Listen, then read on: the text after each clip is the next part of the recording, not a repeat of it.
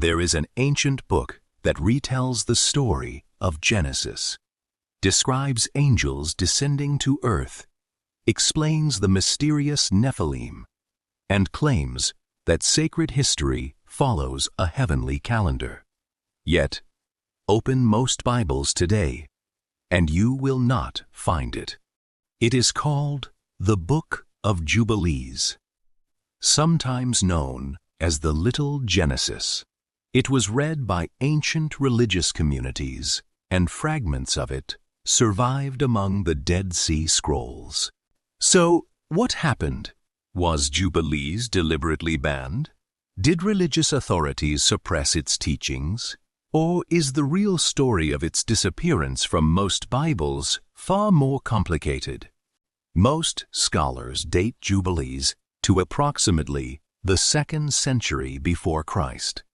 That means the book was circulating during the centuries immediately preceding the time of Jesus.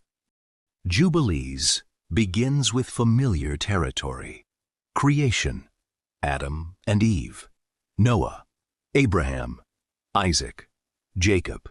But it does not simply copy Genesis. It expands the stories with additional details.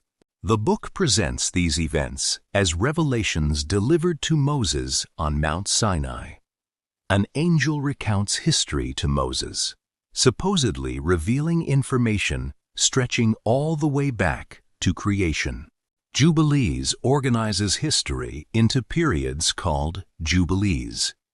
Each Jubilee consists of 49 years, 7 cycles of 7 years, giving sacred history a carefully ordered structure. But one of its most striking teachings concerns the calendar. Jubilees strongly advocates a solar calendar containing exactly 364 days. To the author, this wasn't merely mathematics. Using the wrong calendar could mean celebrating God's appointed festivals on the wrong days. Sacred time itself was at stake. Ancient Judaism was not a single uniform movement. Different Jewish communities debated religious law, priesthood, calendars, interpretation, and how Israel should remain faithful to God. Then Jubilees enters territory that fascinates readers today: the mysterious story of the Watchers, heavenly beings who descended to earth before the flood. Genesis chapter 6 briefly describes the sons of God taking human women as wives.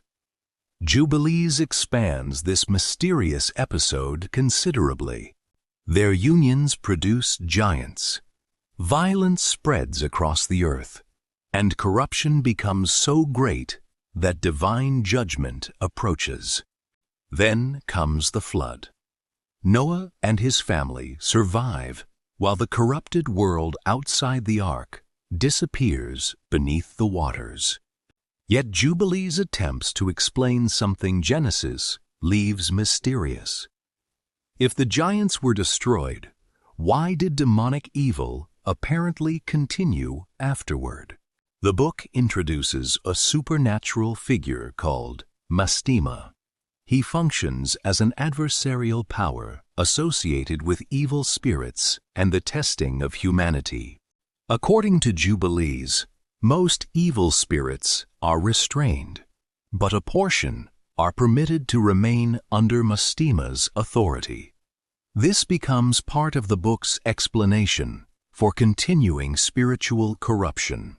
Jubilees also expands the life of Abraham, portraying him as rejecting idolatry and recognizing the Creator while surrounded by a culture worshiping other gods. Another remarkable feature is its treatment of God's commandments.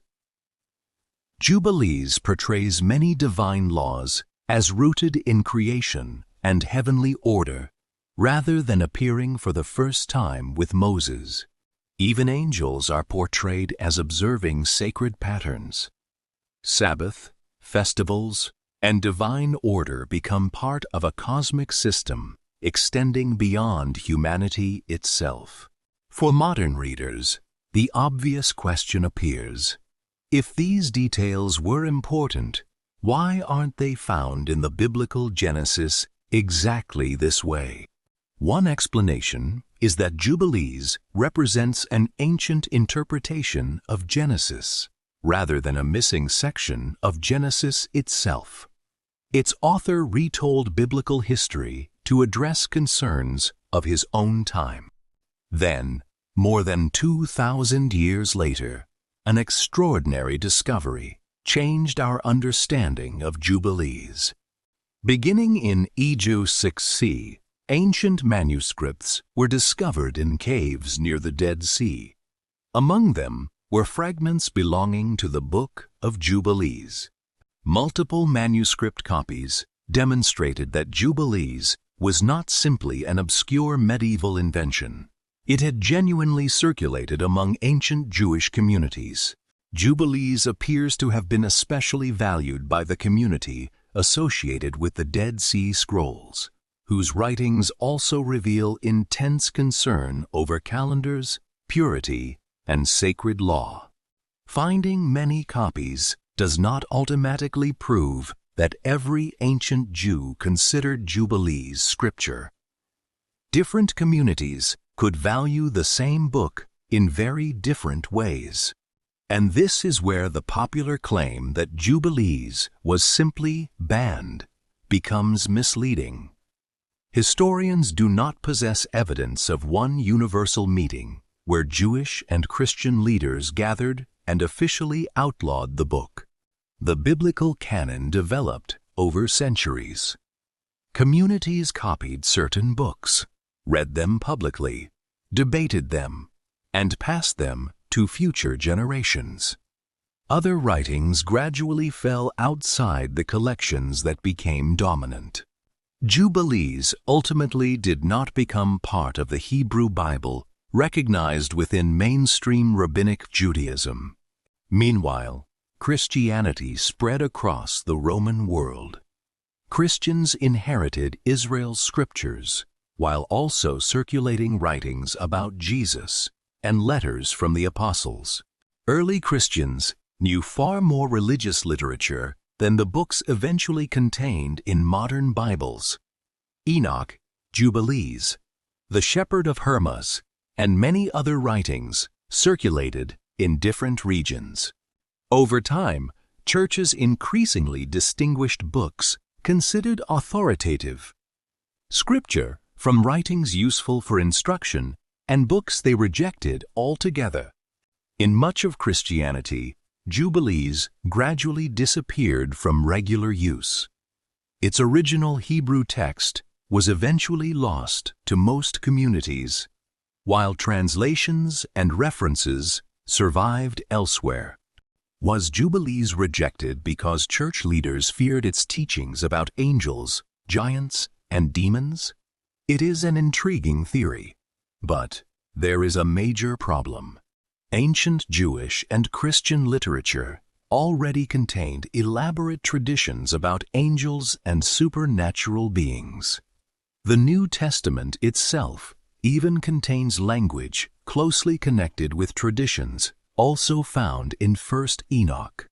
Before printing presses, survival depended on copying manuscripts by hand. If communities stopped copying a text, centuries could erase it without anyone ordering its destruction. So supernatural content alone cannot adequately explain Jubilees' disappearance. Canon formation involved theology, tradition, language, geography, worship, and which texts communities continued copying. Yet Jubilees did not disappear everywhere. Far from Jerusalem and Rome, another Christian tradition preserved the book. The Ethiopian Orthodox Tewahedo tradition preserved Jubilees in Ge'ez, an ancient Ethiopian literary language. And here lies one of the most important facts in this entire story. Within the Ethiopian Orthodox biblical tradition, Jubilees remains canonical. That makes the phrase, the banned Book of Jubilees, historically problematic. A book cannot easily be described as universally banned when an ancient Christian tradition continued preserving it as scripture. For centuries, scholars primarily knew Jubilees through its Ethiopian preservation. Then, the Dead Sea Scroll discoveries revealed fragments in Hebrew, the language in which the work was probably originally composed. Suddenly, manuscripts preserved in Ethiopia could be connected with fragments hidden for approximately 2,000 years in the Judean desert. Why, then, isn't Jubilees? In most Bibles, there probably isn't one single answer.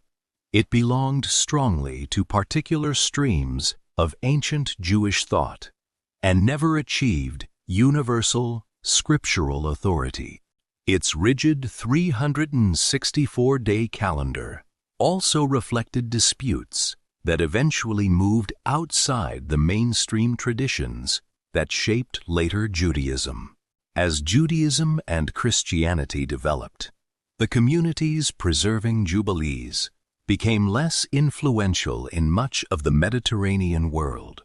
The traditions that survived elsewhere formed different collections of scripture. So was Jubilees suppressed. Individual authorities may certainly have preferred some writings over others, but the evidence points towards something more complicated than a coordinated conspiracy to hide forbidden knowledge. The true importance of Jubilees may be even more fascinating. It gives us a window into how some Jews living before the time of Jesus understood Genesis, angels, demons, sacred law, and the structure of history. It reminds us that ideas later encountered in Jewish and Christian writings developed within a rich religious world already filled with debates about heaven, evil, judgment, and God's covenant. The caves of Qumran demonstrated that history can preserve voices long after communities disappear. A few fragments of parchment can overturn centuries of assumptions about what ancient people were reading. And Ethiopia reminds us of something equally important. When people say the Bible, they sometimes assume every ancient Christian tradition inherited exactly the same collection of books. History tells a more complicated story. Today, Jubilees is no longer hidden. Anyone can study it. Scholars compare its surviving manuscripts, examine its theology, and investigate what it reveals about Judaism in the centuries before Christianity. Perhaps, then, the question isn't simply, why was the Book of Jubilees banned? A better question is, why did some communities stop preserving it while another kept it alive?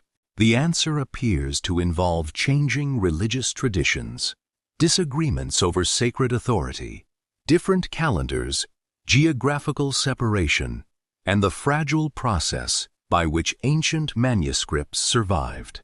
The Book of Jubilees was not simply erased from history.